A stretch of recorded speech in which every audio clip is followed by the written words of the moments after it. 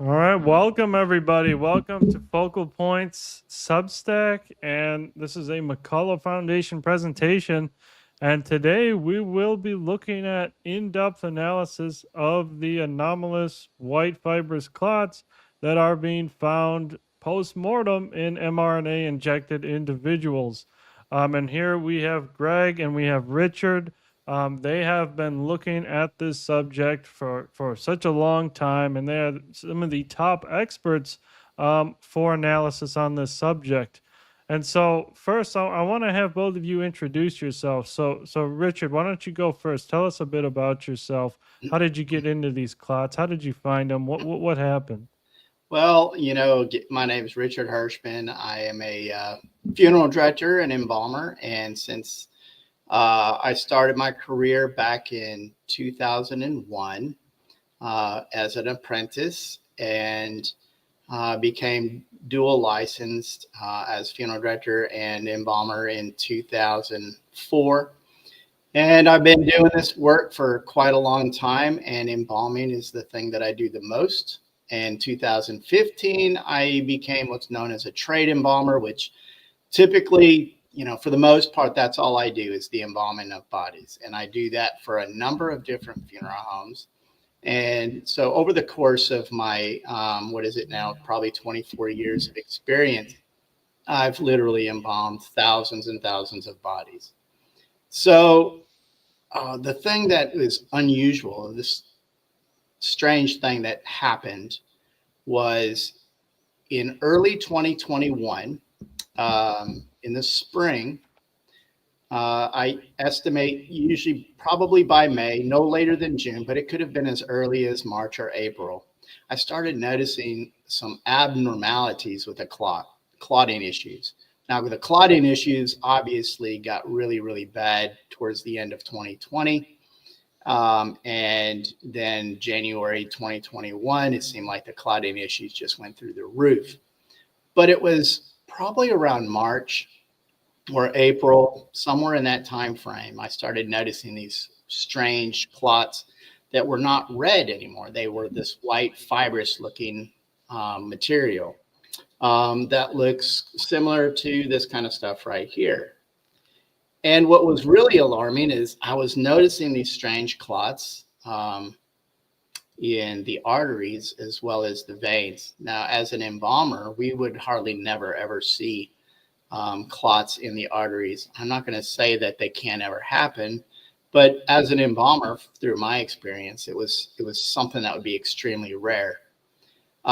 Typically, clots are in the venous side, which is the slower side of the vascular system. There's not as much pressure there.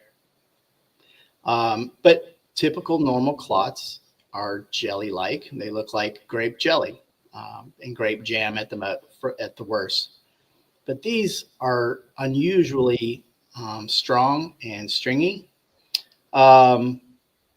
In September of 2021, I took the very first photograph of the strange clot that I was seeing. Prior to that photograph, I was asking questions of other morticians that I work around. Hey, have you guys ever seen this? Some of these other embalmers that I was talking to, I bring them into the embalming room. Some of them had 30, 40 to 50 years of experience, which, that's a lot more experience than I've had. And they said they've never seen anything like it either. So I knew something was wrong. And when I first saw it, I thought, wow, that's really weird, unusual. And I kind of just brushed it off as, that was weird. But as the summer went along and I started seeing more and more of them, I started becoming concerned because why is it that my first 20 years of embalming did I never see these weird clots like this now starting to happen in more and more of the cases? So in September, I took my first image. In October, I had a doctor's appointment. I had 3 images at the time on my phone, and I shared it with my doctor, and my doctor was, wow, that's fascinating. He'd never seen anything like it. He couldn't explain it, but he found it so interesting that he called in one of the other doctors to come into the office so he could see these images of these unusual clots that I had. And of course, at the same time, he was trying to encourage me to get my COVID-19 shot. And at the time, I was starting to piece things together because, only a couple of things had changed. We had the virus itself in 2020, and these white fibrous clots started showing up in the spring of 2021. So could the virus be causing this? Possibly. But it seemed like when I was getting answers from some of the funeral directors, the bodies that I was seeing the strange clots in were people that had been vaccinated. Now, it's not 100%. Can I say that only the people that have clots were vaccinated? But that seemed to be what I was getting the answers when I do get it. Because as an embalmer, I don't get their medical records. I find out typically if they were vaccinated, if the funeral director happens to be talking with the family and the family discloses that information, and then they share that with me.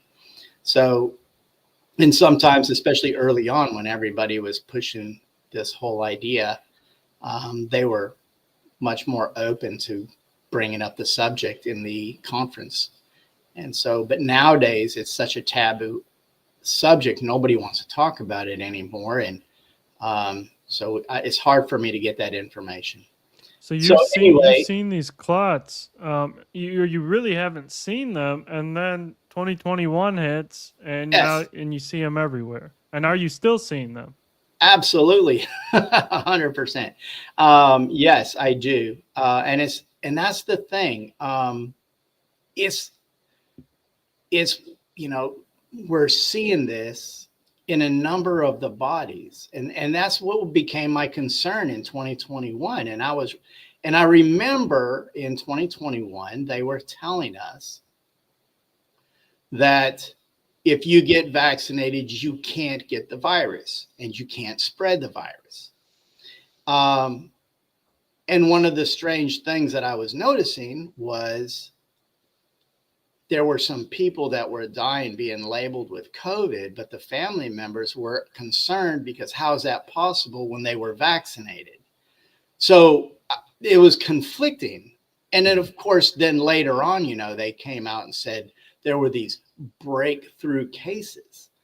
Well, if there's breakthrough cases, that's something that would be extremely rare. Then how come I'm hearing about it from the families, from the funeral directors working with the families? They're like, wait a minute, how is it that they died of COVID? You said that if he got it, they wouldn't get the disease, and then now they're dead. So that was a concern. Later on in 2021, people were asking me when I was talking to the folks, well, how often are you seeing this? How often are you seeing this? And I would say, I don't know, I quite a bit. It seems like it's a lot. So in November, I started taking annotations on my computer. And at that time in November, it was just under 50% of the bodies that I was seeing, I was finding abnormal clotting issues. Now, not always are these really, hairy ones like this. Sometimes they're a lot smaller. Sometimes there's other anomalies going on. But the very first clot that I got was, bigger than this one right here. Now, this particular clot that came out of an artery is, look, it's right next to my body. A meter long. This is 19 inches long. It's like the length of my arm. So, and that came from an artery. And again, why is it that there's these white fibrous clots in both arteries and in veins? So in January, prior to that, in December-ish timeframe, early January of December 2021, January 2022, I had some people that are in the industry that I work with. They were noticing this stuff too. They were talking about it, and they were saying somebody's got to say something. Somebody's got to share this information. So I started sending out emails to some places that might could help. Because remember, if you go back and you're in the time in 2021, especially as they were running through these mandates, there were all these stories about these people developing these super large blood clots. And when I'm pulling this stuff out of the bodies, I'm looking at these going, these, we were calling these blood clots. I'm like, when people were talking about all these blood clotting issues, my inner self is like, people don't understand. If these are the clots that these people are having, these are not your typical red jelly blood clot that typically would probably break down with normal blood thinners. Something is abnormal here with these clots. And just to let everybody know up front right here, I am not a pathologist, nor am I a doctor. I cannot prove that these clots is what killed anyone. My whole concern the whole time is there is something wrong with the blood. And if these clots might be evidence of something that's happened, something that's changed in the blood, we need to figure out what this is. And this is where Greg is going to come in here in a little bit, but I want to get everybody to where we are. This has to be potentially a contributor to the health, especially in the last days of that person living. Because why is it in 20 years I never seen this kind of clot? And now it's not just every once in a while. It's frequent. And in today's world, it's almost in 50% up to 50% of the bodies I embalm. Now, there's sometimes it's only in maybe 30% of the bodies that I embalm. It fluctuates. It's not the same 100% of the time, but in the overall picture, it seems that it's still running pretty close to 50% of the bodies I embalm are having these strange clots. Well, there was this doctor by the name of Dr. Lieutenant Colonel Teresa Long. She's a flight surgeon that testified before Senator Ron Johnson, and she was known as the DOD whistleblower, DMED whistleblower. Anyway, she happened to go at a funeral, and she met and was talking with one of the funeral directors who realized who he was talking to, and they got on this issue about this vaccine and some of the weird things we were seeing in the funeral home. And he said, "You need to speak with our embalmer." And so that's how I got in contact with Dr. Long. And I sat and talked to her for quite a long time. I sent her images of the weird clots that I was seeing, and she put me into contact with, at the time, it was Dr. Jane Ruby, who was on the Stu Peters network. And she was willing to take this information and make it go public. Because the emails that I had sent out to the other organization, some of them responded back to me. That's fascinating, that's interesting, but it never went anywhere. It didn't, it's like, okay, I told you about it. Yeah, next. And then gets forgotten about. Well, Jane Ruby on the Stu Peters network made this thing kind of go crazy, which then led to many interviews and, of course, fact checkers who tried to discount me and tell me these are just chicken fat clots and it's long-term storage and all this kind of crazy stuff. But that led to the documentary Died Suddenly, which, people may say what they want to about it, but everything that I've shared in that video is 100% God honest truth. I have nothing to gain. I've never been paid for any of this stuff that I've been talking about or doing. I have no book to sell. I'm not selling any supplements, and I'm not necessarily endorsing any products or anything like that. This is just purely, I want to get the truth out. Well, because of that, Jane Ruby ended up putting me into contact with a gentleman by the name of Mike Adams, who did the first analysis that I know. Well, I mean, take that back. I sent samples to Dr. Ryan Cole. He did some staining and things like that. He shared his findings on Steve Kirsch's platform, and he's been sharing stuff since. So he knew about the clots, but he didn't just get clots from me. He was getting some of these strange clots from surgeons too, which would have had to have been coming from living people. I'm a mortician. I only get them post-mortem, but surgeons, those are not post-mortem. Those are people that are still alive. So Dr. Ryan Cole had done some work, but then Mike Adams did what's known as an ICP-MS, and Greg can talk about that because he's very familiar with that stuff. And through all of these different steps, I've met some really, really amazing people along the way. And your main man, Dr. Peter McCullough, is an amazing person, and he gave me, well, he didn't give just me, but when I met him up in Idaho, he told us he was talking with a group of people, and he said, one of the things people ask me all the time is, what can I do? What can I do? And I remember Dr. McCullough say,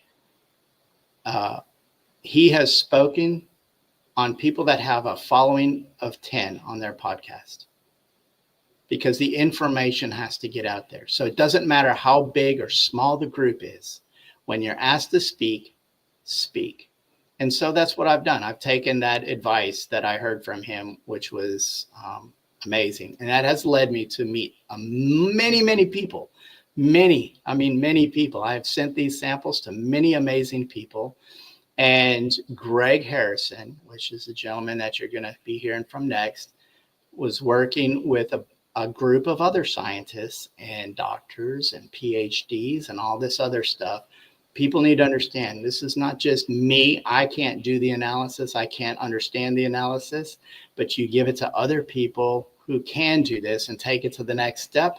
And because of all of that had led me to where I am, I ended up getting to know Greg Harrison and many others who wish to remain anonymous. Some are not, but some are. But Greg has done some amazing work, and I would like for him to go and continue on with this. And I'm going to sit back and mute myself unless you guys have any questions for me. Well, thank you, Richard, and you really were brave to bring this up and bring this to people's attention. Absolutely vitally important, and so yeah, I want to thank you so much for bringing this to people's attention. Very, very important. And so, Greg, now you're going to give us the analysis of these clots, the scientific analysis of it. And so, Greg, tell our audience a bit about yourself, a bit about your background, and then go into. We're going to show these presentation slides for our audience watching, and you will see what has been found regarding these clots. Thank you, Nick, and thank you to Richard. I'd just like to start by saying, look, I am an industrial chemist by trade. I'm an organic chemist. I've spent my life in organic polymers, paint industry, starting off as a lab tech and then working my way up to run my own manufacturing company. I specialised for years making polymer additives, including additives for PVC and a whole range of other polymers. So I've spent my life basically in organic chem. I'm not medically qualified in any way. I did do a couple of years of biochem in my early stages, but I branched off to go and do organic chemistry, which has been my first love for most of my life. Now, what that meant was we then started using the same types of equipment that we've employed with these white clots, in the sense that in my business, we had to analyze our competitor products to try and determine why they perform the way they did, then try and improve our own products by improving on the properties that these competitor products had, and then by differentiating ourselves in the marketplace. And how we did that was to use a whole range of analytical techniques. We used quite a large range, and in Australia, we did have access to a very well-equipped laboratory owned by DuPont Australia in those days. And I've named that company deliberately because DuPont at those times was the world's largest chemical company. We had access to all this equipment. Now, I became very familiar with ICP-MS, inductively coupled plasma mass spectrometry. And this was the first technique that, thanks, Nick, that Mike Adams employed. I happened to be watching an Epoch Times video one afternoon, and Mike Adam presented an ICP analysis of the white clots analysed that he received a sample from Richard. And he actually put up the ICP analysis on the screen for a few seconds, but I freeze framed the analysis because I was interested that, one, he had used ICP, of which I was familiar, and two, the findings that he presented. And strangely enough, and you're seeing the actual findings here, where he found very high levels of carbon, sodium, potassium, sulfur, and tin. Now, Mike didn't actually find sulfur initially. We found that using another technique. But what Mike did find that was fascinating to me personally was a presence of tin. Now, tin is used industrially as a catalyst for a whole range of polymers, including silicone rubbers, polyurethanes, polyamides. A whole range of industrially-made polymers are tin catalyzed. There's a whole tin chemistry that I had to become familiar with because we were supplying some of these products and using them. But more importantly, we found that the level of phosphorus was huge relative to a normal red blood clot. Now, as I said, we're not medically qualified, so we had to go and determine what is a normal elemental distribution of a normal red blood clot. And there are papers on it. You can find PDF analysis, and the analysis have all been done differently, but come up with a pretty reasonable range. And the kind of levels that were found in the white clot analysed by Mike Adams were extremely high. They're up to between 4,000 and 5,000 parts per million, which is a high concentration. So not being able to see the actual results myself, I was still working as a consultant for a European company. And just by coincidence, one of my colleagues was actually running an ICP analytical piece of equipment in a laboratory in Europe. That was his job, 5 days a week. He was working at a lithium battery company. So he had access, he knew how to use the ICP. He had analysed previously, especially for tin, using another very special technique that they have to use to make sure that the sample will pick up the tin and not lose it with other materials. But he also found not just tin, he found the same high levels of phosphorus, sulfur, carbon, and sodium, but he did not also find the high levels of the normal blood marker elements. Now, in a normal red blood clot, the levels of elements such as iron, potassium, magnesium, zinc, for example, are reasonably high because the body needs all these elements for various biological functions. But surprisingly, in the white clots, the essential elements, as we call them, were missing. Or if they were there, they were very, very low concentrations. So I reached out to Richard via Twitter, that had just become X at that time, and introduced myself. Richard and I spoke a number of times, and he was kind enough to send me some samples, which I then split off to 2 labs. I split off to a lab in Europe and a lab close here. And I arranged for the ICP analysis, which I paid out of my own pocket. And sure enough, the results came up pretty much matching Mike Adams' initial results. So we had 3 sets of ICP analyses, all confirming this abnormally high level of phosphorus, and as I said, the other order of elements we found, but also confirming the absence of normal red blood marker elements. So this was really strange. We then decided, okay, let's employ another technique, which I became aware of, called HPLC, high performance liquid chromatography. And in that, we found a very strange combination of proteins. The analysis results were conducted again by 2 different separate labs, and unfortunately, and this is where I've been roundly criticised by public media, I cannot furnish the actual data and the findings, because one of them, for example, is written in a foreign language, which had to be translated. And the second one, of course, there are markers in there that will identify the universities. Now, this has been done in 2 units, and the 2 universities have both stipulated, because one of my colleagues is actually studying a PhD in protein chemistry at one of these universities, that he could have access to this equipment. So he was able to run all these tests, and we even have, and Richard has seen it, the signed certificate stamped by the university, hand signed by the overseeing professor, that I am forbidden to show and demonstrate this original data. All I can do is present the findings in spreadsheets and in all the interpretations that we've got. But when a scientist asks, I want to see your actual data, I have to politely refuse and say, I cannot do this. One, because the university said they don't want their names mentioned because of the nature of this work. Secondly, because I were working on human type tissues, if you like, even though they were discarded. They are very nervous about this kind of work. So anyway, I move on now to the HPLC analyses, and I'll just go down, if I may, to my presentation.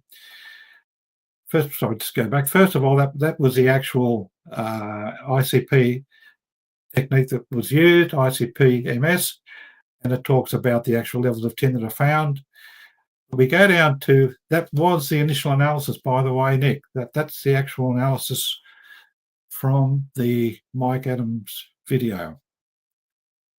As you'll see here, the levels I'm talking about, at a very abnormal high level of phosphorus, 4,900.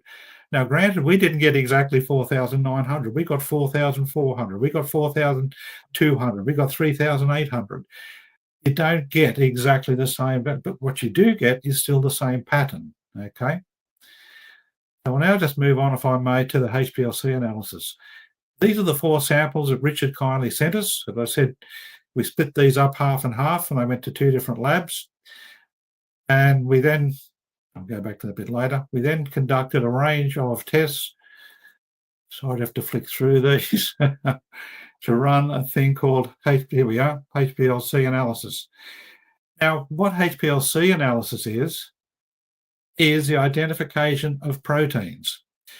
And Nick, I don't know whether you'd be familiar with Dr. Arnie Burkhardt's work. Dr. Arnie Burkhardt also analysed these white clots, but he used a technique called MALDI-TOF, and he analysed and found over 300 proteins, of which he identified predominantly fibrinogen in his findings, from what we understand. But more importantly, the analysis tech we used, HPLC, which is what we're looking at here, is a slightly more sophisticated and more accurate technology. And we found 541 proteins, and they're all human. And more importantly, the most dominant protein we found was the fibrinogen beta chain. Now, fibrinogen is a soluble protein circulating in the blood. It's an abundant protein. It's the second most abundant protein to albumin, as you would know, in the human blood, and it's part of the natural wound healing mechanism. So when the body becomes damaged, and for example, when the endothelial layer becomes damaged, the surface of the vessel and the phosphorus head become exposed, the endothelial layer begins the accumulation of fibrinogen, which loses solubility and begins to form fibrils. That's exactly the wound healing mechanism. In a normal red blood clot that Richard was describing, the ratio of the fibrin monomers, as we call them, the fibrin chains, are normally about 1 to 1 to 1. In the white clots, first of all, the most abundant, we found 35% of fibrinogen beta chain alone, followed by the gamma chain, followed by the hemoglobin beta, and then the alpha chain was only there at 4%. These are actually expressed as percentages, and these are the averages of 4 samples. Okay, the 4 samples I just showed you earlier. Now, this ordered pattern of fibrinogen, the fibrinogen beta chain, by the way, has a very high affinity to phosphorus. You heard me talk about the high level of phosphorus that was found in the white clot by the ICP. We did a very complex exercise, and I dared to say I had to use AI to do it, to calculate the phosphorus affinity of the 541 proteins that we identified by HPLC. Now, it cuts off at protein number 36, because that's when other competing elements begin to take over, if you like, the preferential reactions. But the protein that has the highest phosphorus affinity, just by coincidence again, is the fibrinogen beta chain. We found there's 35% of the white clot is fibrinogen beta chain, again, according to our analysis. More importantly, the amount of the fibrinogen alpha chain is only 4%. So this is nowhere near the one-to-one normal ordered concentrations that would be found in a normal blood clot. And significantly, a normal red blood clot will not have anywhere near 50%, which is what the total of these are, of these fibrinogen monomer chains. The other thing is it found very little what we call fully formed fibril. It found these monomer chains, which means that the polymerization reaction has not gone all the way to completion for the production of a fibril. And I'll talk to you more about why that's so important later on. So after this, we then decided, let's run an amino acid analysis. This was interesting too, because we're not really familiar with what the amino acid breakup is of a red blood clot. So again, we went and found that by peer-reviewed literature. And surprisingly, the highest level of amino acid that appears in our analysis is proline. Now again, coincidentally, with the manufacture of the 1-methylpseudouridine core that's employed in mRNA, there were 2 proline substitutions conducted in the modification of that outcome. Okay, there were 2 proline substitutions made, but just another coincidence, we found a high level of proline in these white clots. The proline is even more concerning because it's a kinker. It's a protein kinker. In other words, in the way that it participates in the reactions as an amino acid, it'll kink the protein that it's reacting with. That is, again, literature we've found confirming this kinking aspect. It is pointing us now towards misfolding of proteins, okay? And the phosphorylation pathway we talked about also points towards protein misfolding. So now we're starting to drill into why is it we may have misfolded fibrinogen. And this is where the work that Dr. Kevin McCann has done, that I wish to move to shortly, is so important by what he has found. Because what we are saying is that this is misfolded fibrinogen. And it's misfolded in a way that is actually causing these clots to be extremely resistant to the normal plasmin-driven breakdown mechanism the body would use to break down, if you like, the naturally formed scab or residual clots after the healing process. It's very difficult to break these clots down because of the way the chemistry of these clots indicating their misfolded protein, pointing heavily towards the amyloid findings just confirmed now by Kevin McCann, okay, Dr. Kevin McCann. So that's it in a nutshell where we are, Nick. I'd like to move on, if you like, and talk more about the actual findings of Kevin McCann and the significance this now has, because all of our analysis via the phosphorylation pathway pointed towards an amyloid presence or an amyloidic presence, put it that way.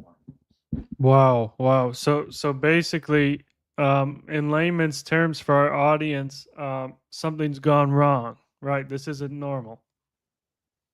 It's gone terribly wrong, Nick. And I'd like to also point out that the use of the nanoparticle delivery system, the phospholipid nanoparticle delivery system, could be part of this.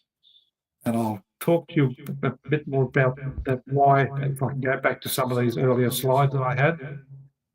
I think developed it. Oh, there we go. Okay. What we're looking at here is essentially a very simplified structure of a lipid nanoparticle, okay? And essentially there is one thing common in both the lipid nanoparticles, that they've employed the use of a phospholipid, along with other lipids, including amino lipids, etc., to stabilize the particle and to protect it from damaging through the freeze-thaw cycle. But what they can't prevent is the exposure of these phosphorus heads during the liberation of the 1-methylpseudouridine core at the time it's actually releasing the messenger. Okay, so at that time, there's billions, if not trillions, of these particles injected into you with each injection that exposes somewhere between 80 to 90%, according to literature, of the phosphorus heads. Now, the phosphorus heads are being exposed in a solution of fibrinogen.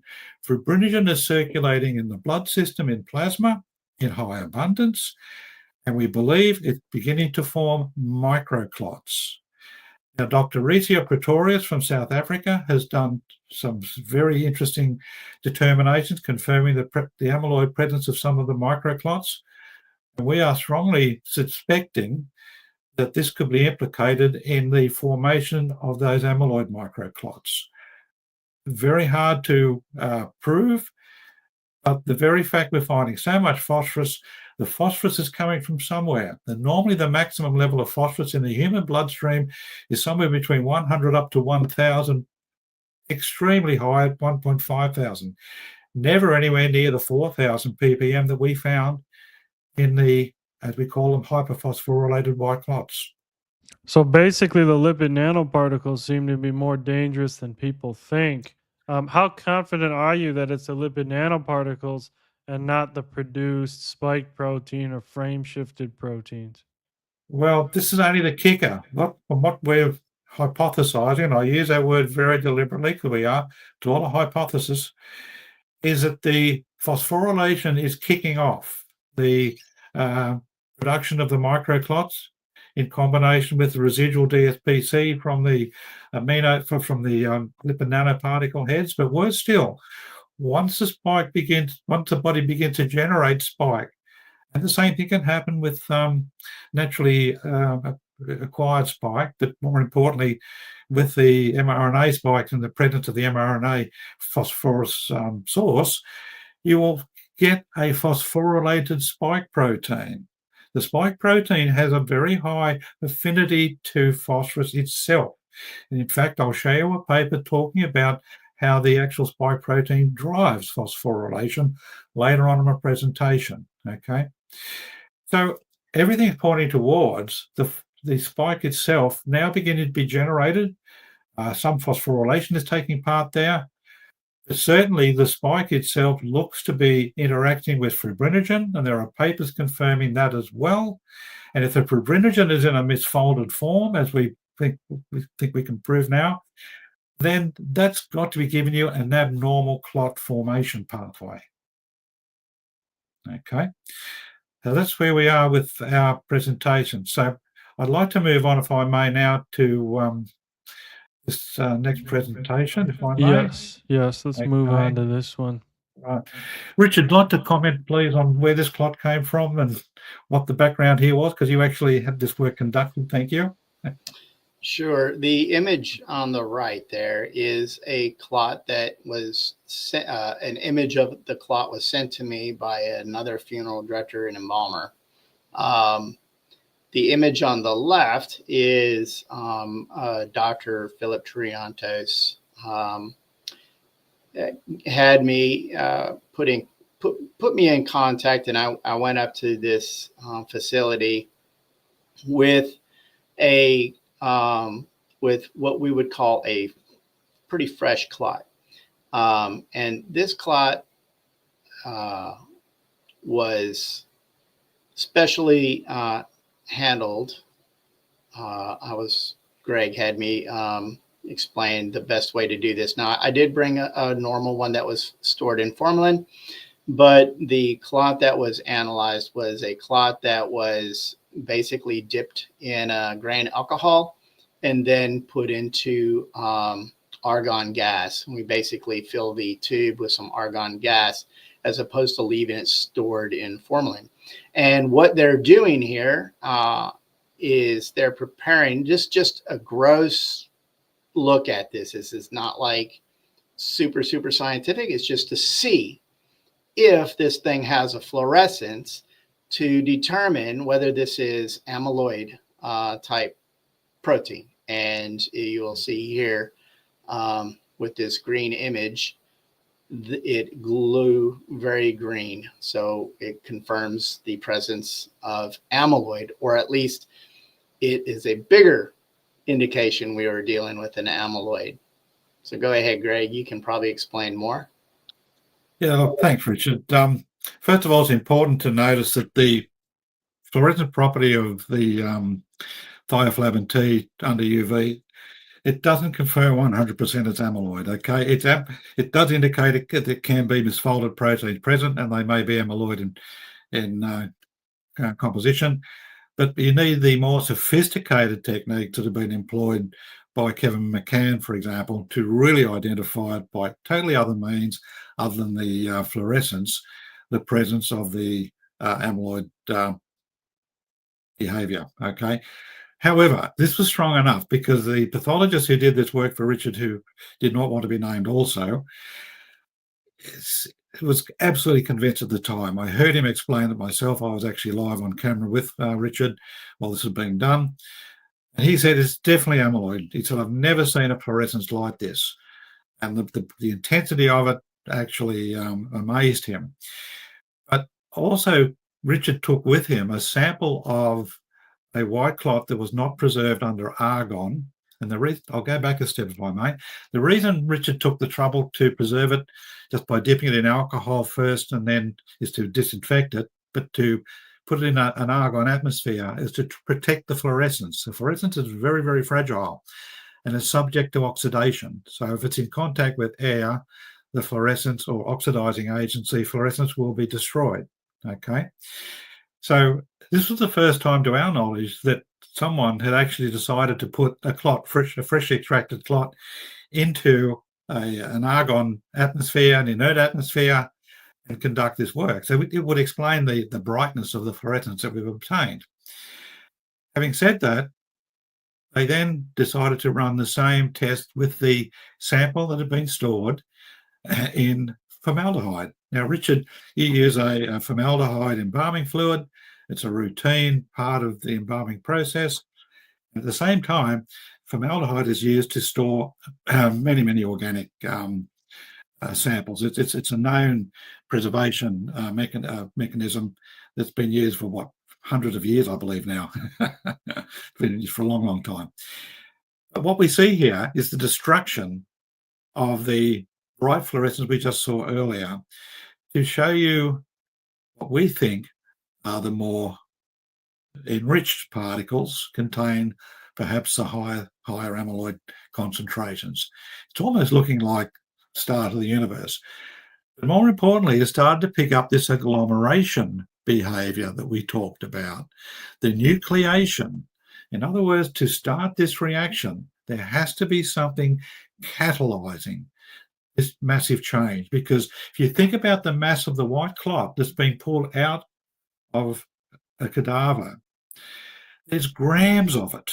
And that particular clot that Richard held up, that's 19 inches long, Richard, what did we weigh that out at? I think that was 10 grams, wasn't it? I can't remember if it was 10 or 9. I think we weighed it. It was 10 grams.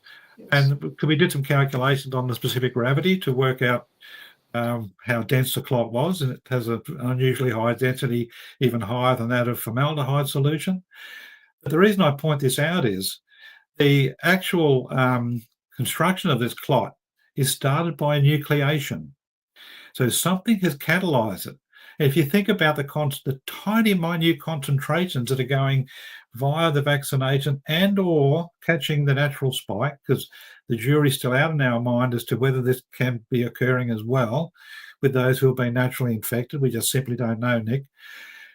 But that's an important point. So this could be happening either from just the vaccines or just the virus, but so you think it's both, or do you think why, or I guess tell us what do you think if it's both, and if not, why not? Like is this because since this might be seen also in unvaccinated people, these anomalous clots, could it be due to shedding of vaccine components, or could it be due to this the SARS-CoV-2 modified Wuhan lab virus, or sorry, UNC Chapel Hill virus?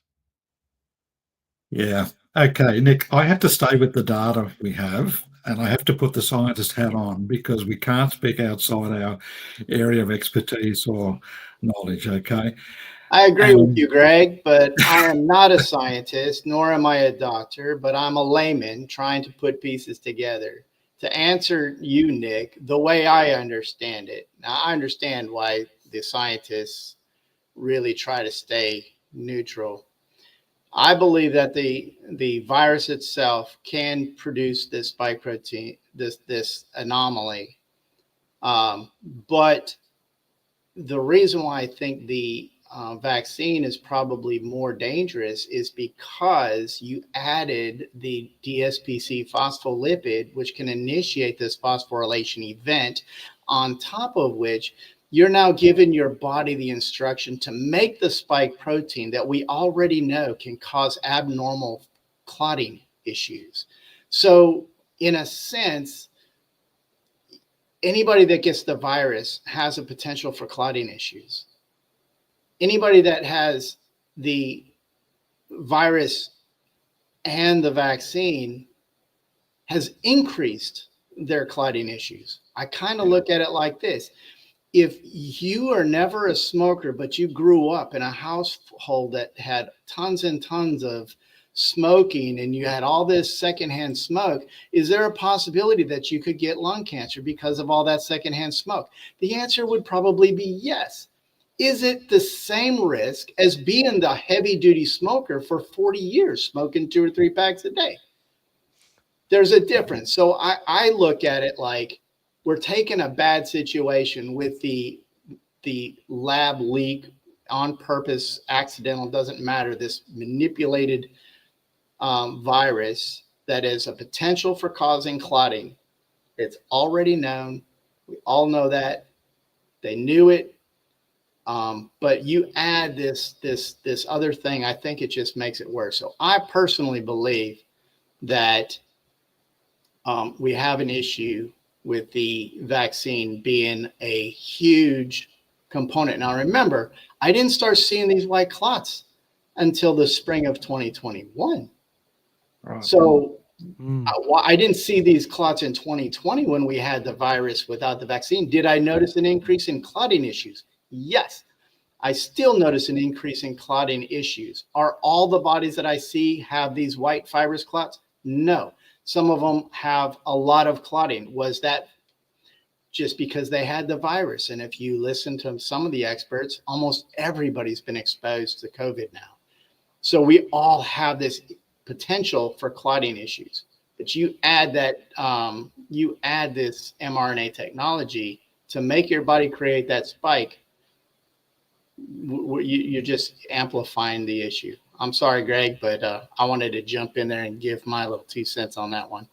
No, look, I agree with you, Richard. The indications are that, it's accelerated certainly by phosphorylation effects, based again if the ICP analysis is correct. Okay, and I still say if, because I know that the scientist, Kevin McCann, has actually analysed the EDX and found he couldn't detect tin. He certainly still found phosphorus, but he hasn't seen the peaks, I guess, of what we're seeing with ICP. So the point I'm making is, it's still pointing to us to be phosphorylation related, but certainly it's a generation of the spike and the actual misfolding of the proteins that seems to be the problem. But what I'd like to do now is talk more about the structure of these clots and then get more into the importance of why the amyloid finding is so important and medically so dangerous, okay? Because here we have, if you like, this is a light on, light off type photo, okay, where that's the light on, okay, and I'll show you the same photo in a moment with the light off. But that's the structure that we're seeing, this disordered, if you like, kinked structure. Remember I talked about protein kinking via the proline presence. Well, this is demonstrating precisely what we're talking about. These boomerang shapes, as we call them, are atypical of a normal fibrin structure. And I'll show you later, courtesy of Kevin McCann, what a normal fibrin structure looks like.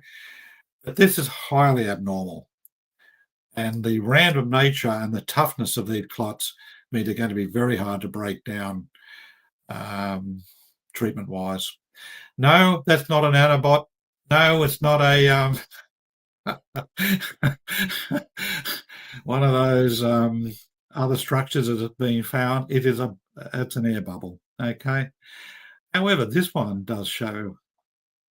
Sorry, next couple of slides show these are just parts. We kept on cutting pieces off the clot just to see how they look differently. But this one is a light off, light on photo. Look at this. Now that's with the UV light on, fluorescing brightly. That's the very same photo, not moving the slide with the UV light off. But look again at the matted, disorderly structure and the density of these fibers, these amyloidic fibers. Okay, quite unique. And again, we still see evidence of the nuclei. Again, there's some topological issues here. You can have spots that are closer to the lens and a slightly brighter example. But Kevin McCann has used the microtome slicing technique to ensure that the topological issues are just removed from his slides. And I'll show you some of his slides, courtesy of his latest videos, that emphasize the point we're trying to make. Here, again, courtesy of Dr. Kevin McCann in his latest video, this is a brilliant piece of exposure of the actual structure of the clot. These images have never been seen before until Kevin's done this work. That is a normal formed fibrin fiber, okay? That's exactly how fibrin should form. However, look at the structure, the nodes and the structures that are occurring in a white clot at 5,000x. So wait, on the right there, on the right, is that the white clot on the bottom? That's Human a right plasma plus white spike. clot. That's correct. And did they The find normal spike in there as well? Yeah, well not this image right here. Okay, so you see three images there, Nick. The image that's in the background is the white fibrous clot. The two smaller images on the bottom left, the one on the bottom left is what the fibrin should look like, those thin noodle-like structures. That's what the fibrin should look like. That's it. Right. The one next to it, the human plasma with spike added alone, caused these little bumps and nodules on it. That is from a paper, and I don't remember the name of the paper that came from. But the image in the background that those two images are on top of is the clot material that Kevin looked at under electron microscope. So it looks super similar to the human plasma plus spike. Am I wrong? What do you have to say on that? He says it's actually worse because unfortunately some of this is covering it up. The image that he's found, what he sees is much more twisting. It's not just the nodules, it's the twisting of the fibrin as well, which leads towards an amyloidogenic structure, or I like to say amyloid, and I think Greg would agree. Yeah, it's a twisted fibrous nature that Kevin did describe. He said the only thing he's seen in his vast years of experience has been something that's fungal related, which I think is significant. But having said that, he hasn't seen anything like this before, nor has he seen the level of fluorescence right across the entire mass to be so strongly developed as what these white clots are showing. I'd like to move on to that because the next slide is also of interest. This is again another close look at the same type of structure. Again, the nodules here become extremely evident. This is a very good example, again, showing you how fibrous what we're looking at, but how much the fluorescence is present. We'll move on a bit further. These are just further images were taken as we were going through the different parts of it. What I want to get to, this is interesting. It's an occlusion. We don't know what that is, and we'd have to do some very sophisticated analysis to determine what that is. But that seems to be, whatever that is, seems to be encapsulated or wrapped with this fibrous structure. Again, is it a kind of nucleation? We don't know, but we just happened to pick that up in the work we were doing. Now, again, light on, light off. We've got another part of the clot that we're looking at.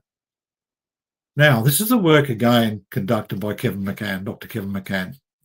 Sorry about the mistake. And this was the very first pointer that Kevin did that started to really confirm our analysis indications of it being amyloid, okay? Raman spectroscopy is a gold standard technique used to determine the presence of the fully formed beta sheets in fully formed in amyloid structures. It also does pick up via the amplitude of the curve amyloid precursor proteins. In other words, proteins that are present that are forming the amyloid structure, but they haven't quite achieved the fully formed beta structure, okay? Raman spectroscopy is a very, very, it's like ICP. If Raman finds it, it is there, okay? And I've used Raman spectroscopy on some fatty acid determinations we were doing years ago. It's very definitive, and it's telling you by the application of that and the shape of that peak that there is something here indicating amyloid precursors. But more importantly, that's the overlay. Now, this is an AI overlay of that actual graph, and it's talking about the overlay of the Raman spectra of a white clot sample versus the canonical amyloid proteins. In other words, if you take amyloid protein standards and run them through the Raman spectroscopy analysis, this is a peak you'll get. It perfectly overlays the peak for the white clots.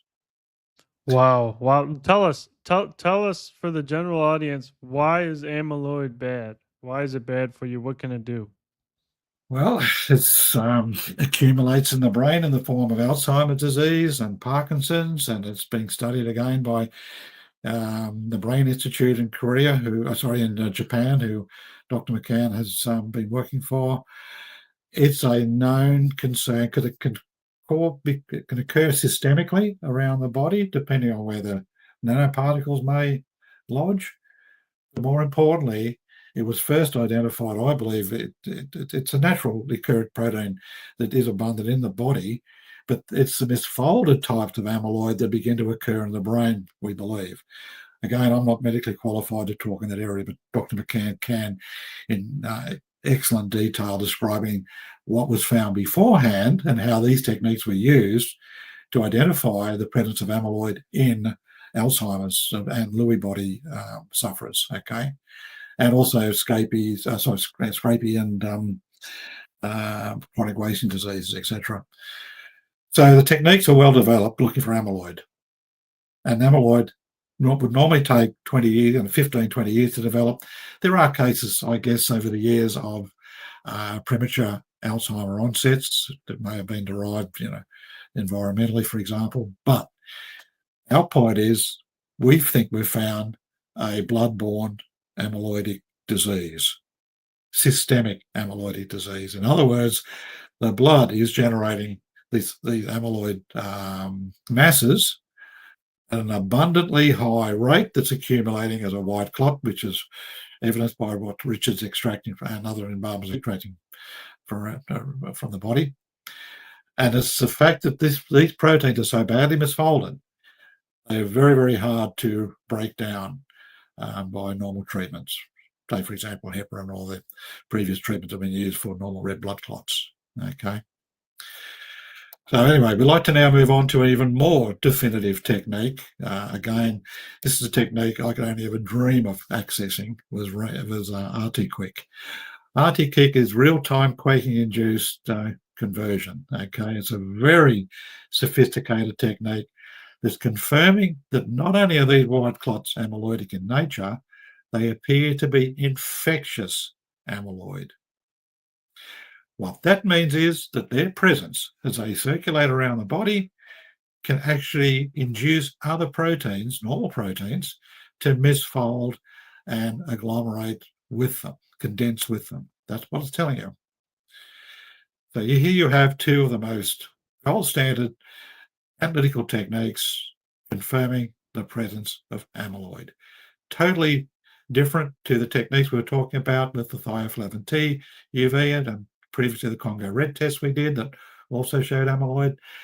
These techniques tell you 100% we have an amyloidic structure in these white clots. How different it is to the amyloid that would occur in Alzheimer's, or perhaps in a naturally formed pathway, we simply don't know. That work has to be done. Okay. Nick, I would like to, I know, Nick, you probably know Dr. Ryan Cole. And Dr. Cole has said in the past a number of times and a number of presentations, the body is not meant to produce foreign proteins. So for some people to understand a little bit about what we're dealing with amyloid, if you look here, I have a paperclip in my hand. Now imagine this is a protein. Then these proteins kind of begin to link together to create these fibrils, like that image he showed earlier of the spaghetti. But it's still 3 proteins, alpha, beta, gamma chain, supposed to be hooked up together in a nice little layer. Now, the problem is with an amyloid or an amyloidogenic protein, you take this paperclip. Well, this is a paperclip too. The problem with this paperclip is it won't work like it's meant to. This paperclip is meant to produce a task. Now, this is a protein. If the protein is all bent up out of shape like this, it can't do the task. The problem is then when you start to get a whole bunch of these 3 different proteins and they're all twisted up, you end up with this big, huge mess, tangles. And these tangles make it really difficult for the natural enzymes to come in there and to start breaking this stuff down. You asked earlier, just a little bit ago, what's the danger about this amyloid within the body? These things begin to accumulate. And because it's in the plasma, it circulates throughout the whole body.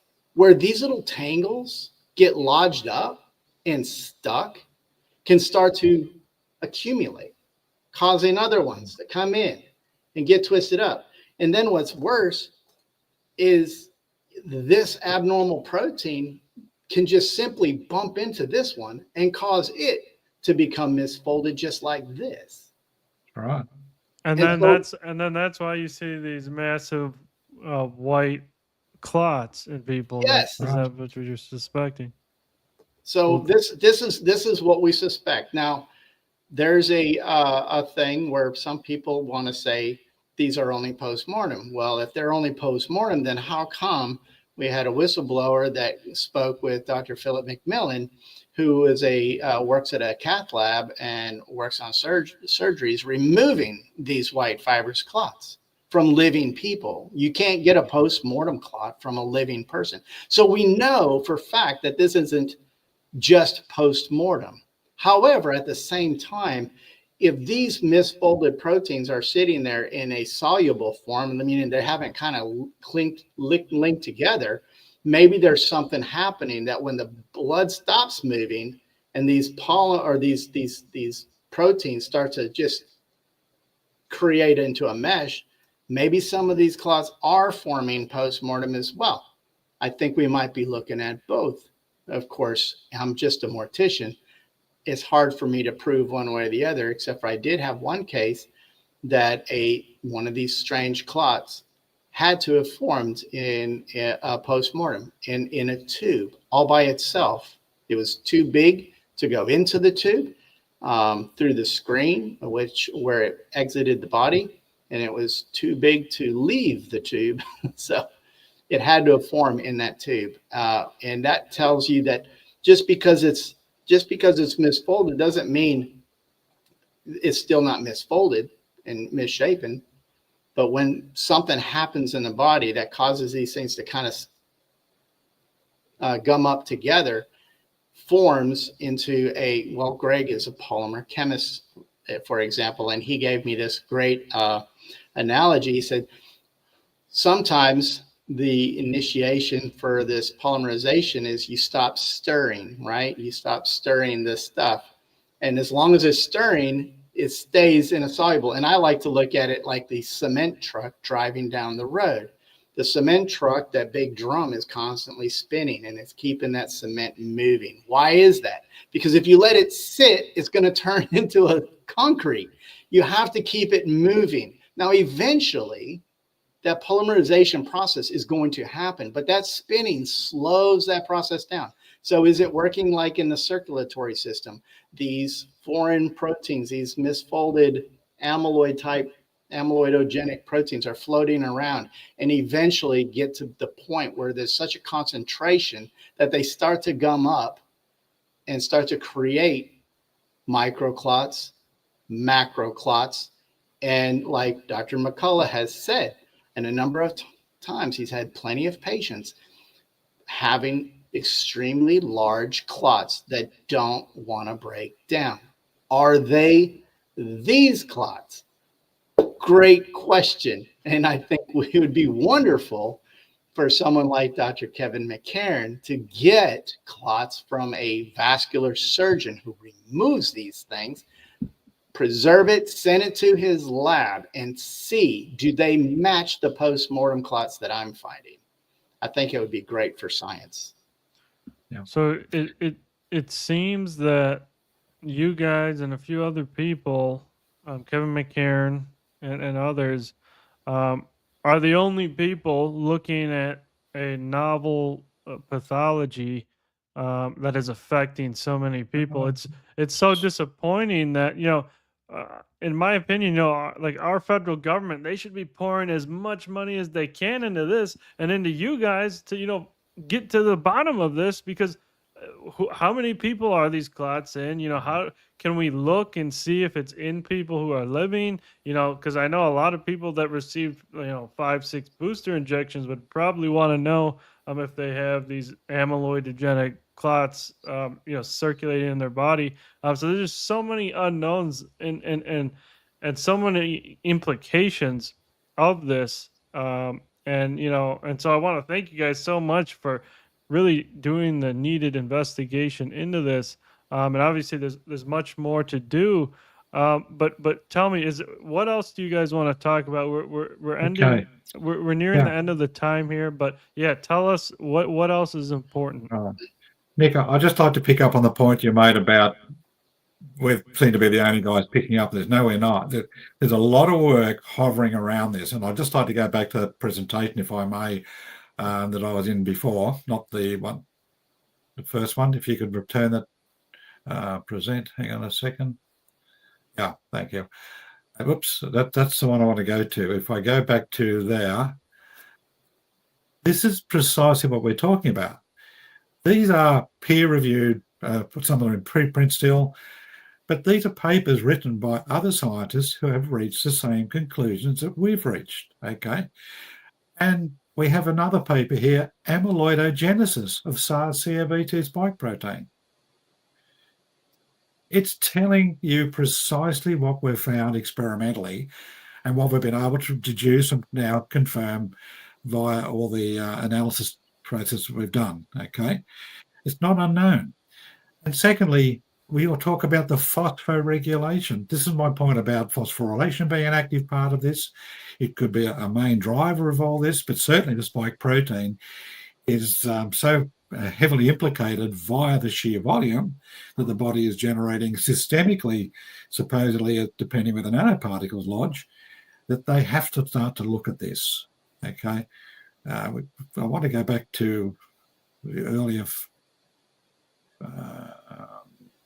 slide. Damn it. I did have another slide in here, but I think I've given you the wrong presentation. Showing you precisely the work by Dr. Riccia Pretorius, who conducted the amyloid analysis on microclots. She extracted ischemic stroke victim clots. Some of them were the size of up to 2 millimeters. You can actually see them with the naked eye, so they weren't microclots. She has peer-reviewed papers studying, firmly convinced, using other techniques, by the way, not Raman spectroscopy and not RT-Quick, that they are indeed amyloid microclots, okay? So we're not the only ones. The problem was connecting the dots to actually determined that the microclots end up as these large macroclots, as we call them, the embalmer clots. And the analysis we've now done firmly convinces us that this is correct. So we're not alone, Nick. So well, I guess so. What needs to happen next? And so it's been identified that this is what the spike protein does. What should happen next? Should we start to find out ways to identify if who is this affecting? Should we start to find out ways, you think, to remove these from people and describe how this can affect people? Because you know, I feel like that'd be so important, right, at this point, as the next stage of investigations of this. It's so important because, first of all, we have to determine what is the exact mechanism causing these and precisely what are they composed of. Because once you've determined that, you can then start to look at effective treatments. Because even Dr. McCann in his latest video said there's not much works at the moment in treating amyloid deposition. Okay, so by determining the type of amyloid and what the sources are, you can then begin the therapeutic side of it. There's no point throwing things out in a shotgun manner without knowing what it is. And the point that Rich and I are making is we don't see other people like Dr. McCann who've got the facilities to go and recheck some of these clots, analyze these clots, prove us wrong, prove that our results, in fact, are in error. But for goodness sake, do what we've done, the basic analysis work, and then the more sophisticated techniques, and prove to yourself it's amyloid. Because when you do find that, then the next type of analysis should be employed is NMR analysis, nuclear magnetic resonance spectrometry, which will actually tell you what kind of amyloid is there and what the structure of the amyloid is. And you'll be able to work out the therapeutic ways of treating it, hopefully. Yes, and one other thing, you were mentioning, how is it that people can find out if they have this? Well, Kevin McCairn, his lab is Synaptic Labs in Japan, and he has a protocol on his website that people can do, and it costs about $150 to get a slide and just get you a little lancet to, like a diabetic would use, and get a couple of drops of blood on there, let it dry, and then I guess put a cover slip or something on it, or I don't remember exactly. He has the instructions. And what he'll do then is he'll then take a look at that under the microscope, and he's going to look to see if you have an amyloidogenic burden in your blood. And I think that's the key. And there's a gentleman up in Birmingham, Alabama, by the name of Dr. Jordan Vaughn, who's been doing this type of study as well. He's finding these microclots. And the majority of the cases are from vaccinated, but he also has cases that have this same microclot, amyloid microclots, in people that have long COVID. And again, so we're back down to the spike protein being the problem.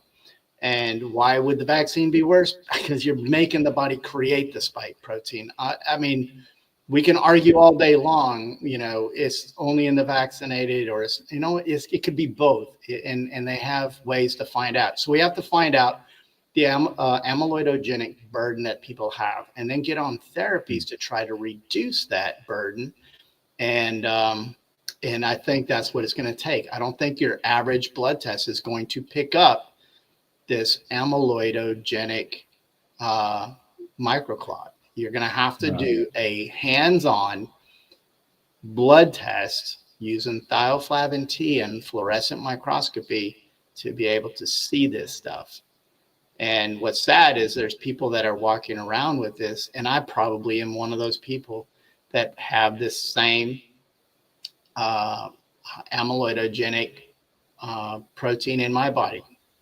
Number one, I had COVID back in 2020, so it could have it from the natural infection. But worse, because I handle the blood of hundreds and hundreds of bodies during the embalming process.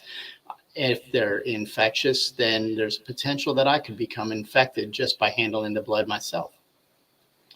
So, I mean, this is a humanity issue. Now, I'm not here to sit there and try to, throw stones or blame, the vaccinated against the unvaccinated or vice versa. This is a humanitarian issue, a human issue.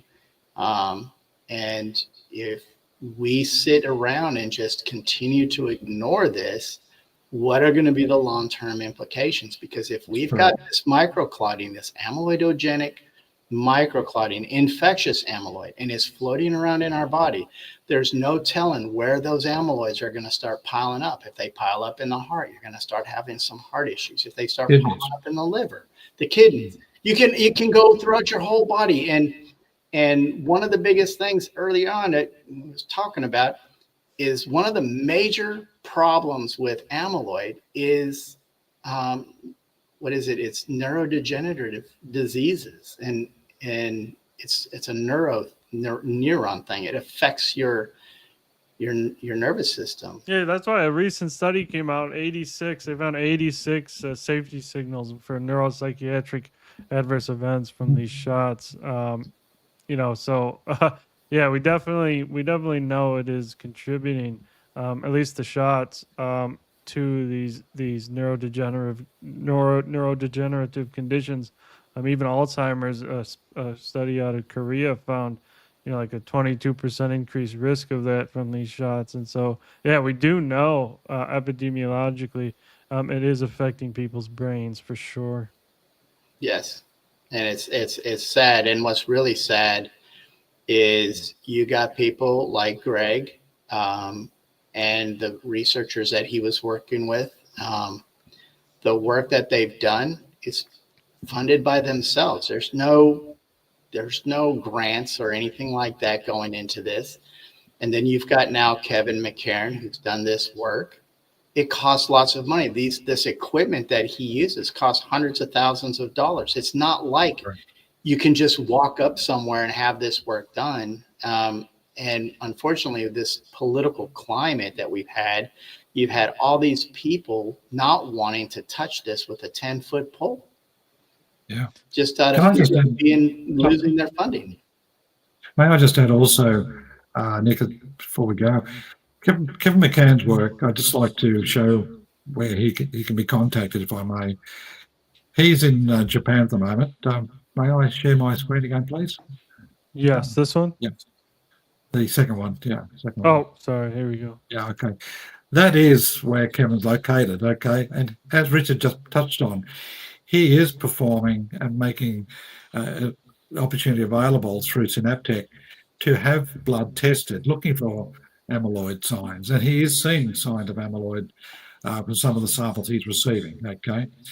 So we need, and if we move on a bit further to the next slide, you'll see that this is a kind of high sophistication these people have, high level sophistication analysis equipment these people have.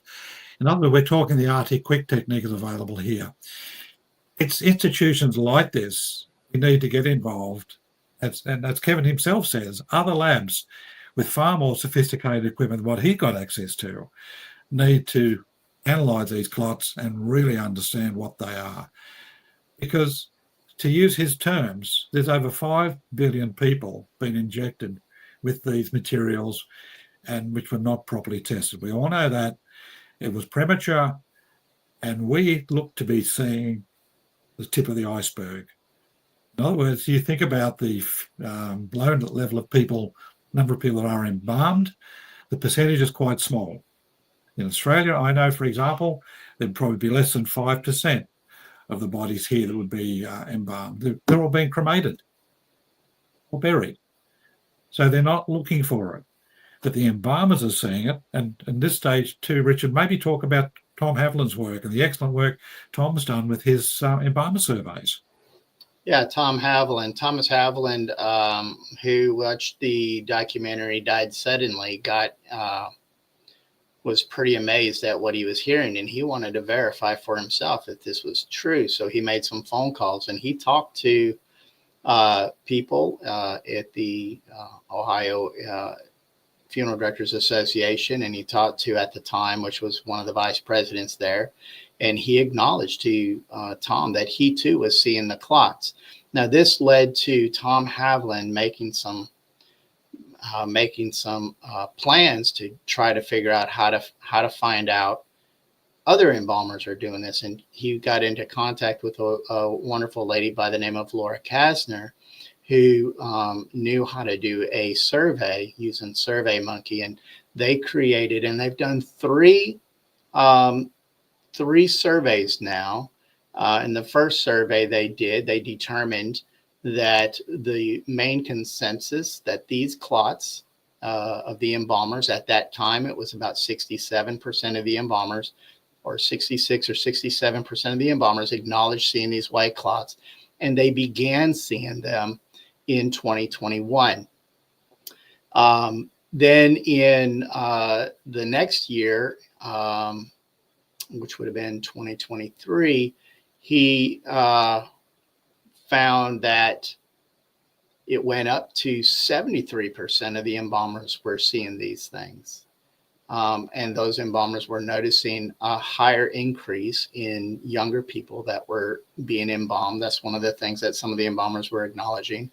And the last survey, it's now up to like 83% of the embalmers are acknowledging seeing these white fibrous clots. Now, why did these numbers start to increase? Is it because they were afraid to say something? Maybe now that so many more embalmers are stepping up and answering, and they have more and more data, that embalmers are not afraid to answer the survey, honestly. There were some naysayers on there saying that, you can't call this a good survey or whatever, and you're just a bunch of anti-vaxxers. One of the comments was that I've never seen white fibrous clots in the thousands of bodies that he's embalmed in his past, which I'm glad he said that, because it acknowledges that white fibrous clots don't exist for the most part. So, he was a naysayer, and he's acknowledging that these white fibers, he's embalmed thousands of bodies and he's never seen any change in the blood nor see any of these white fibrous clots. Well, fine. You're a naysayer. I get it. Why is this anger towards this? And Tom's never mentioned the vaccine in there. He's just wanting to find out whether or not these white fibrous clots exist. But some people made it political, and his work that he has had done, it's been amazing. And it has validated that for me and the small handful that spoke out on the Died Suddenly documentary, that we are not alone. We are not alone at all. And why is it that the establishment doesn't want to look into this? I personally think it's a liability thing. So many of these institutions and these big organizations become political. Almost every organization becomes political at some point, especially when you start getting to the national associations and stuff. And what did they do? They listened to the government, and they were like, oh, government's starting to do these mandates. We need to encourage our people to get ahead of the curve, and we might as well go ahead. And they were probably pushing this stuff, and nobody wants to be held accountable for mandating or encouraging mandates on their employees and their members to get this experimental. People forget this is an experimental vaccine, never been done before, and all of a sudden it's safe and effective. And they told us in the beginning, and Greg had a slide or on one of his other presentations, he screen captured their stuff. They said it was 95% effective. Really? And now they're saying they never said that. Are you kidding? If it weren't for screenshots and people downloading these videos, they wouldn't be held. You couldn't hold these people accountable. And nobody wants to be held accountable. And nobody wants to admit that they might have been mistaken or made a mistake that has potentially put them at risk. And the stuff that you're hearing, like I know people like Dr. Makis has been talking about people with the increase in cancers. You've got so many of those. I'm telling you, I see it. I see it. I notice the younger people that are dying, and cancers that are people that are coming in. If you weren't told they had cancer, you'd have no idea because they look like a healthy individual. The problem is they got this cancer that took them out so fast, their body didn't have time to deteriorate. And it's a sad thing to watch. It really is.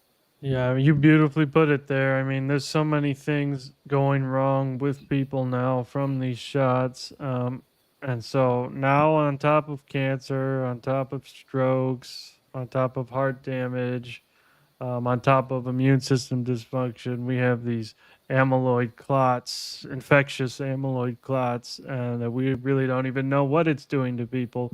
And so we gotta really investigate that. And anybody's watching this, and you have resources, this is something that has to be looked into. These clots, I mean, this could be in a large proportion of the entire population, and we have no clue why they're, we don't know much about them.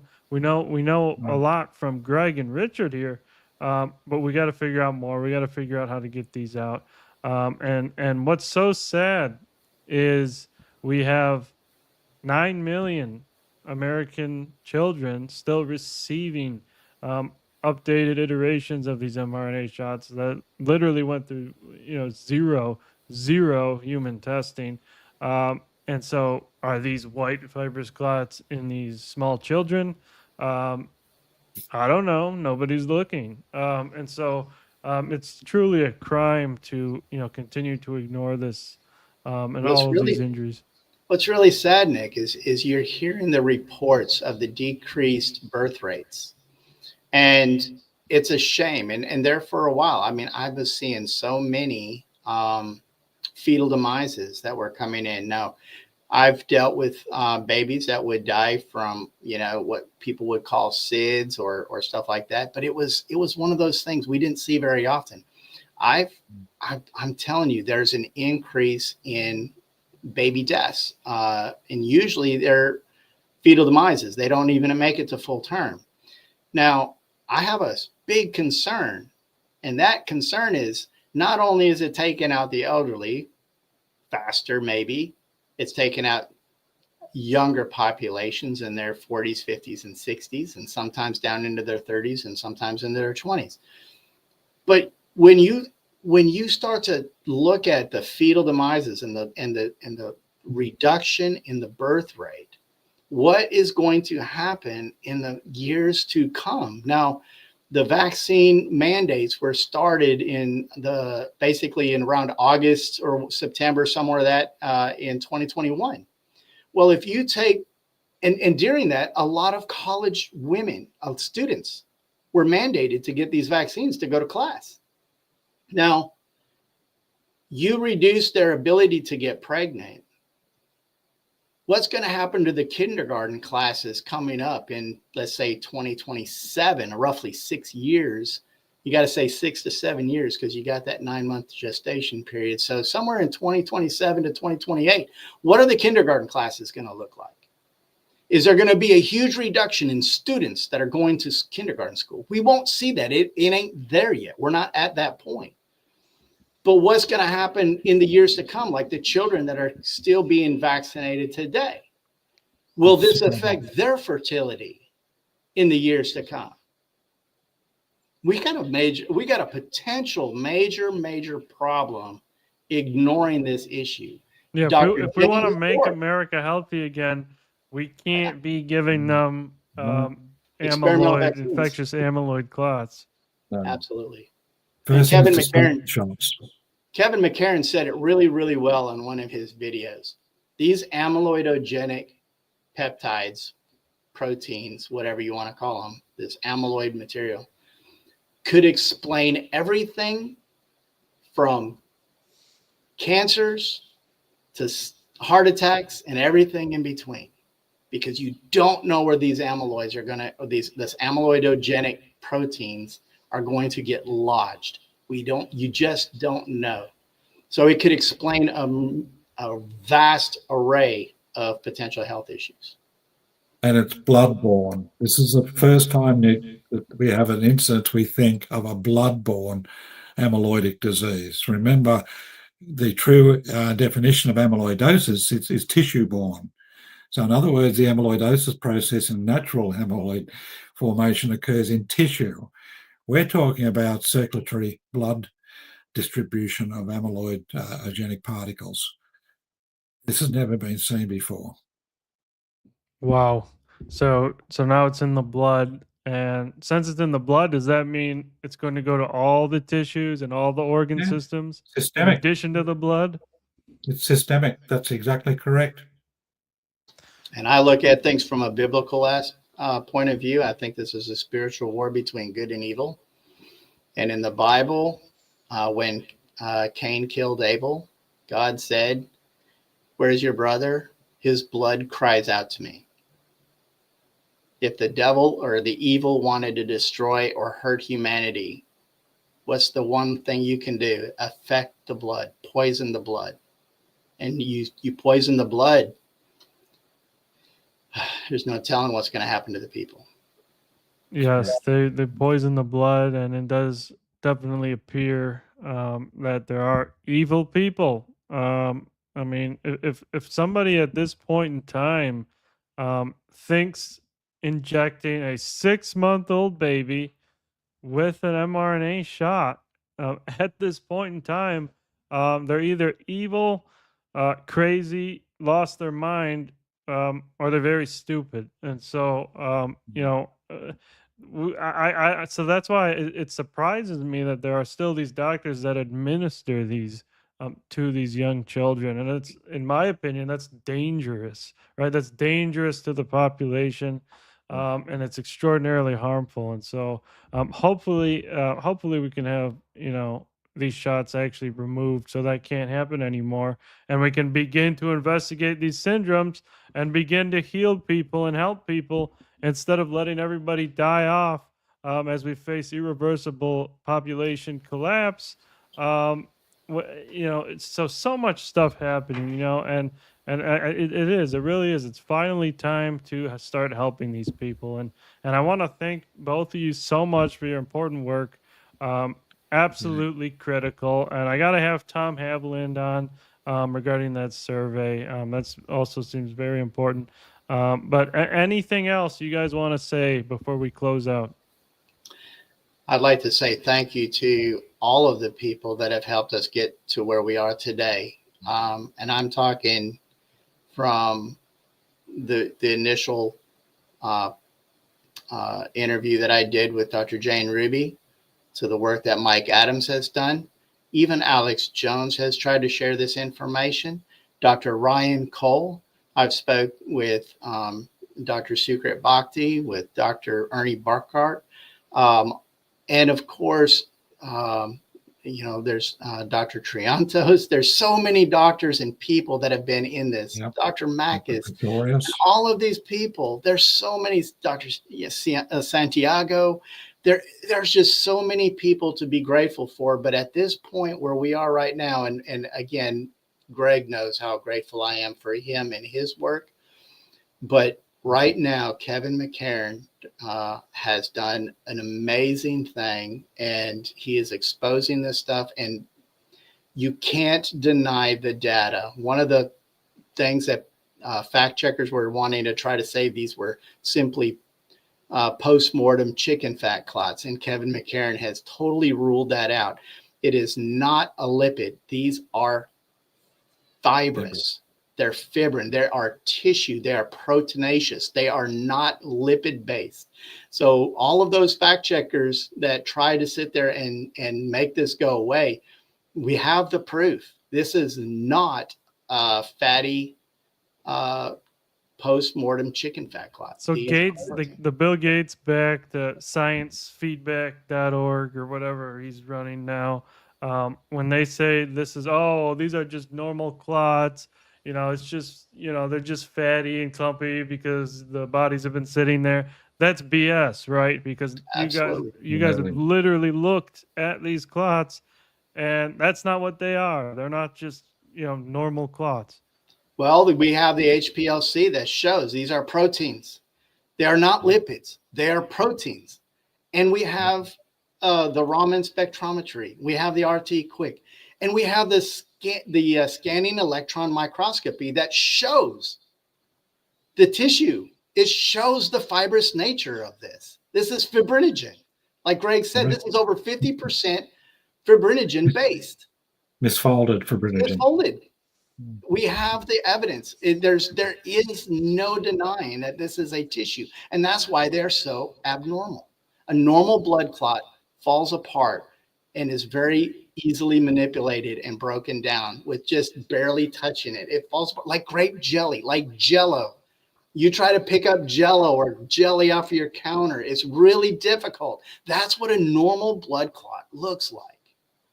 This is not a normal clot. It's just not. That's not a normal clot. Doesn't look like a normal clot to me. You know, I'm not a pathologist, but I'll tell you that that does not look normal. And again, thank both of you so much for coming on. Thank you, Nick. Thanks for the opportunity. And we're gonna end the stream today. But you know, if anything new comes up, please email me, and you know, we'll be sure to disseminate these findings. But thank you again.